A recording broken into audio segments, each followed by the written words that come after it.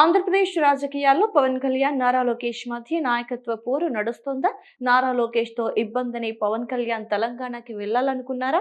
పవన్ కళ్యాణ్ హైదరాబాద్ పర్యటన ఎపిసోడ్ తర్వాత ఇలాంటి ప్రశ్నలు ఎన్నో రాజకీయంగా చర్చనీయాంశంగా మారాయి. అయితే ఏపీలో పరిపాలనతో బిజీగా ఉన్న పవన్ ఉన్నట్టుండి తెలంగాణ రాజకీయాల్లో యాక్టివ్ అవడానికి గల కారణాలు ఏంటి అన్నది ఎవ్వరికి అంతు చిక్కని ప్రశ్నగా మారింది. ఈ క్రమంలో తెలంగాణ కాంగ్రెస్, బీఆర్ఎస్ పార్టీల నేతలు పవన్ పై తీవ్ర విమర్శలు చేశారు. ఏపీలో నారా లోకేష్ తో నాయకత్వ పోరుతో పడలేకే పవన్ కళ్యాణ్ తెలంగాణపై కాన్సంట్రేషన్ చేస్తున్నారని కామెంట్ చేశారు. ఈ ప్రశ్నలకి సమాధానమిచ్చారు AP deputy CM Pawan Kalyan. ఓ నేషనల్ మీడియా పాడ్కాస్ట్ లో పవన్ కళ్యాణ్ అనేక అంశాలని వెల్లడించారు.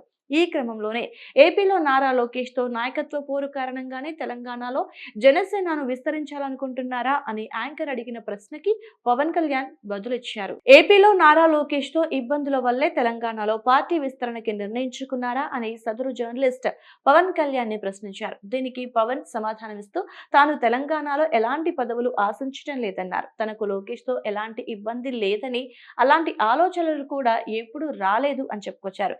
2009 నుంచే తనకు తెలంగాణలో పోటీ చేసే అవకాశాలు వచ్చాయని పవన్ చెప్పారు. తాను జాతీయత అనే భావంతో రాజకీయాల్లోకి వచ్చానన్నారు. ఆంధ్రప్రదేశ్లో ఎలాంటి నాయకత్వ సమస్య లేదని, తాను ఏ పదవిని ఆశించటం లేదని పవన్ కళ్యాణ్ స్పష్టం చేశారు. ఇక తెలంగాణ ఎవరయ్య జాగీరు కాదు అంటూ తాను చేసిన వివాదాస్పద వ్యాఖ్యలను సమర్థించుకున్నారు. తెలంగాణలోకి తన ప్రవేశాన్ని ఎవరూ అడ్డుకోలేరని స్పష్టం చేశారు. తన వ్యాఖ్యలపై వివాదం నెలకొన్నప్పటికీ పవన్ కళ్యాణ్ తన వ్యాఖ్యలను సమర్థించుకున్నారు. తెలంగాణలోని కొందరు నాయకులు, కొన్ని శక్తులు నిరంతరం తనను ప్రశ్నిస్తూనే ఉన్నాయన్న పవన్ కళ్యాణ్ అక్కడ ఎన్నికల్లో పోటీ చేయడం మాట అటుంచి కనీసం హైదరాబాద్ లో కూడా అడుగు పెట్టలేనని అంటూ వచ్చేశారని తెలిపారు. తన మాతృదేశంలో ఒక రాష్ట్రంలోకి ప్రవేశించవచ్చా లేదా అని తనకు చెప్పే హక్కు ఎవరికీ లేదని, అందుకే ఇది మీ అయ్య జాగీర్ కాదని అన్నట్లుగా పవన్ కళ్యాణ్ సమర్థించుకున్నారు. ఇక పవన్ అసలు ఎప్పుడు ఎక్కడి నుంచి పోటీ చేస్తారన్న విషయం అందరికీ మిస్టరీగా మారిందని జర్నలిస్ట్ వ్యాఖ్యానించారు. ఓసారి కర్ణాటకలో, ఓసారి తమిళనాడులో, మరోసారి తెలంగాణలో, ఆంధ్రలో ఇలా అంతటా పర్యటిస్తూ ఉంటారని ప్రశ్నించారు.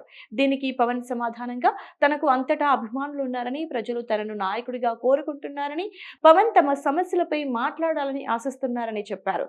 తనకు స్థానిక భాషలు కూడా రావటం ఇందుకు ప్లస్ అయ్యిందన్నారు.